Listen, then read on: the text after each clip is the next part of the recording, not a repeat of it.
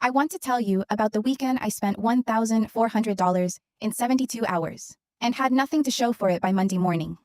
No new furniture, no flight, no emergency, just vibes, my phone, and a debit card that had no business being that accessible. This is what impulse spending actually costs you. Not just the money, the mental math you do for months after. I was 22. I had just gotten a $1,600 direct deposit, and coming from my old $9 per hour job, it felt like I was rich. Nobody ever sat me down and explained what to do when money actually hit. I knew save money the same way I knew eat your vegetables. I just wasn't doing it. So payday hits on a Friday, and instead of doing anything responsible, I opened Instagram, which is basically a shopping app at this point. Within the first hour, I had already bought 2 things I didn't need. One of them wasn't even in my size. I just liked the color. Here's what nobody tells you about impulse spending. It doesn't feel like a spiral while you're in it. It feels like you're finally living. Saturday, I went out with friends, and I was in that mood where you just say yes to everything. Yes to the $22 brunch minimum. Yes to the Uber instead of the bus. Yes to the lounge where drinks were $16 each. I kept telling myself, I just got paid. I deserve this. That phrase, I deserve this, is one of the most expensive lies I've ever told myself. Sunday, I was online shopping from my couch. Skincare I didn't research. Of course I never opened. Shoes then gave me blisters the first time I wore them. Sunday night, I checked my balance. $187.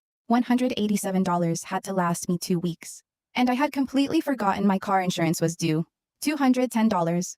I was negative before the week even started. I had to call my mom. And if you've ever had to call your mom for money as an adult, you know the specific kind of shame that comes with that conversation. That Monday, I went to work fine on the outside. But inside, I was doing math all day. What could I eat that week? Whether I could push the car insurance 3 days. Wondering if anyone could tell I was broke. That's the part nobody puts in the content. It's not just the money that's gone. It's your mental bandwidth. You spend the next 2 weeks living inside a spreadsheet in your head.